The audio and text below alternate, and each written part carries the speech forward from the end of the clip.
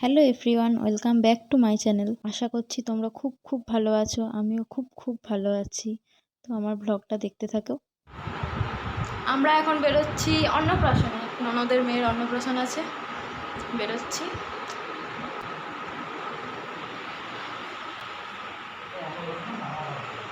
ওই যাই হোক, মামা ভাত অ্যাকচুয়ালি মামা ভাত আছে। মামা, এই যে মামা, দেখি মামাকে দেখিয়ে দাও। মামা আর মামি হাই।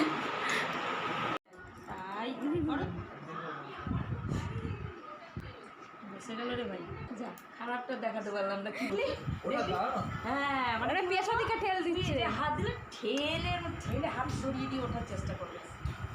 তো এই দেখো আমরা চলে এসেছি কাকিমার বাড়ি, মানে আমার কাকিমার, মানে আমার কাকির শাশুড়ির মেয়ের মানে ননদের মেয়ের অন্নপ্রাশন। মামা ভাত হবে আর কি। তো আমার হাজব্যান্ড খাওয়াবে মামা ভাত, আর আরেক দাদা আছে, এই যে দাদা। আমরা আড্ডা দিচ্ছি এখানে সবাই মিলে একসাথে।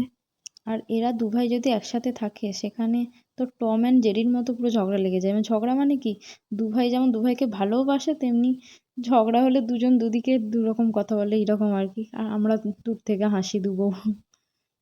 মামা ভাতের পর্ব শুরু হয়ে গেছে।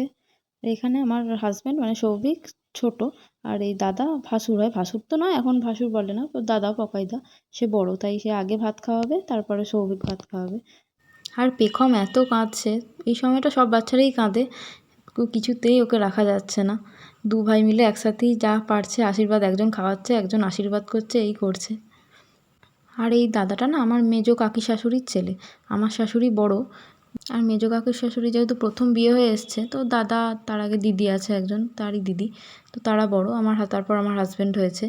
তো এরা বংশের দু ভাই, তাই বাড়ির কিছু অনুষ্ঠান হলে বা মামা ভাত এরকম হলে এরা দু ভাই থাকে। আর তো সবাই মেয়ে, আর সবাই মেয়ে বাকি সব। আর খুব গরম ছিল, এত কাঁদছিল বাচ্চাটা, তারপর ড্রেসটাও তো সিল্কের, খুব কাঁদছিল বাচ্চাটা।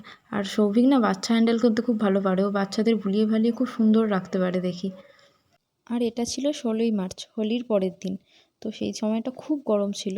তো দেখো বাচ্চাটাকে পুরো ড্রেস ছাড়িয়ে দেওয়া হয়েছে, তারপর বাচ্চাটা ঠিকঠাক আছে। তারপর ওর বাকি সব রিচুয়ালসগুলো করা হচ্ছে। এই দেখো পেন খাতা সব নিয়ে আছে। আর ও না প্রথমে পেন ধরেছিল, তারপরে টাকা। তো আমি বলছি কি এখানে যে পেনটা মানে পড়াশোনা করে তারপর ও টাকা রোজগার করবে। তো যাই হোক, সবাই হাসাহাসি হচ্ছে এই সময়। তারপর দেখো, তোমাদের বলেছিলাম না সাপ ঢুকেছে, তো কোথায় ঢুকেছে পরে আমি রাতের বেলা এসে ভিডিওটা তোমাদের দেখাচ্ছি কিভাবে কি ঢুকেছে, কোথায় কি হয়েছিল। আর সাপটা তখন ছিল এইখানে, সাপটা এইখানে ছিল, আমি ওপর দিয়ে নামছিলাম তখন দেখলাম এখানে আছে। তো নামতে তো পারলাম না, ঠাকুরের আশীর্বাদে ফোনটা আমার কাছে ছিল, তাই হাজব্যান্ডকে ফোন করলাম সঙ্গে সঙ্গে। মানে এতটাই ভয় পেয়ে গেছিলাম দেখে, যত ছোটোই সাপই হোক, মানে দেখে এতটাই ভয় পেয়ে গেছিলাম, হাজব্যান্ডকে সঙ্গে সঙ্গে ফোন করলাম। ও তো ধরেই বলছে তুমি দরজা খুলে রেখেছো, বলতে লাগলো। আর এইসব ব্যাপারেও নিজেও খুব ভীতু, তো তাড়াতাড়ি করে অফিসে বলে ও চলে এসেছিলো। তো তারপর দেখো এইখান থেকে না, এই কাঠের যে শোকেসটা আছে এর ভেতর ঢুকে গেছিলো। তো তাড়াতাড়ি করে তখন আমি সিঁড়ি থেকে নেমে আমি ডাইনিংয়ের দরজার দিকে ঢুকে ডাইনিংয়ের দরজাটা এঁটে দিয়েছিলাম। নেক্সট দিন সকালে যখন আমি তালা খুলতে আসি, তখন দেখি আলুর ঝুড়িটার পাশে লেজটা। তো আমি তো দেখেই চিনতে পেরেছি সাপটাকে, যেহেতু আমি আগের দিন দেখেছিলাম। তারপর আমার গলার আওয়াজ শুনে এই দরজাটার দিকে চলে গেল। তারপর তো তোমাদের বলেছি পাশের বাড়ির দাদা এসে বার করলো। আর এই দেখো এটা ছিল পরের দিন, আমরা মা বাবার কাছে যাচ্ছিলাম। আমি বাপের বাড়ি বলি না, অনেকেই আছে বাপের বাড়ি বলে, কিন্তু আমি বাপের বাড়ি বলি না, আমি পান্ডুয়ার বাড়িটাই বেশি বলি। তো এসে গেছি মায়ের কাছে, আসার সময় সন্ধে হয়ে গেছিলো, তো চপ বেগুনি এনেছিলাম। আর মা দেখো আমার মডার্ন মা, না আমাকেও দিতে দেখে সৌভিকও সঙ্গে সঙ্গে কি বাদাম এনেছিল ট্রেন থেকে, তো মাকে বাদাম দিতে শুরু করলো। তো মুড়ি বেগুনি ভুলে গেছিলাম ভিডিও করতে, তারপর না ভিডিও করা হয়নি, করতে করতে করলাম। কি ভাজছো? মাছ ভাজি, একটু মাছ ভাজা হচ্ছে রাতের বেলা মাছ ভাজা হচ্ছে। সবজি খেতে চেয়েছে, মাছের পেটি ভাজা, পোস্তর বড়া, আর ডাল, চোখা আলু চোখা। আর এটা ছিল পরের দিন সকালবেলা। দেখো পাঁচিলের বাইরে কুমড়ো গাছ হয়েছে, ছোট্ট একটা কুমড়ো, আমি এত ছোট কুমড়ো না কোনোদিন দেখিনি। মানে কুমড়োটা বড় হয়েছে দেখেছি, মানে এত ছোট্ট একটা কুমড়ো দেখিনি, দেখে খুব সুন্দর লাগলো বেশ। আর এদিকে নেউল ছিল, সাপ আছে তো অনেক, নেউল ছিল। এদিকে সৌভিক ব্রেকফাস্ট বানাচ্ছিল, পাস্তা বানিয়েছিল। তো ও যেহেতু রান্না করতে ভালোবাসে, যেখানেই যাই মোটামুটি ও ব্রেকফাস্টটাই মেনলি বানায়, আর স্পেশাল কিছু থাকলে বিরিয়ানি বা এরকম থাকলে ও বানিয়ে দেয়। আর বিকালবেলা আমরা একটু বেরিয়েছিলাম বাবার গাড়িটা নিয়ে। তো বাবার সেরিব্রাল স্ট্রোক হওয়ার পর থেকে গাড়ি আর চালায় না, চালাতে পারবে হয়তো, কিন্তু আমরা কেউ বারণ করি।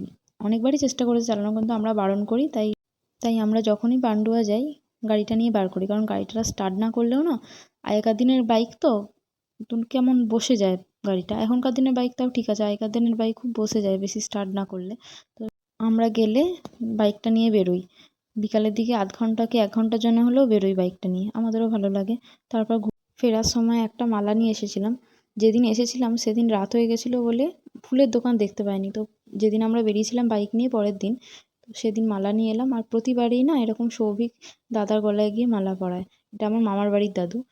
সৌভিক যখনই যায় মালা নিয়ে যায় একটা করে, রজনীগন্ধা হোক বা এরকম গাঁদা ফুলের একটা করে মালা নিয়ে গিয়ে দাদার গলায় পরিয়ে দেয়। আমি দাদু বলি না, দাদা বলি। তো চলো ব্লগটা শেষ করলাম, আমরাও বাড়ি যাই। আবার দেখা হচ্ছে বর্ধমানে গিয়ে। Tata, good night.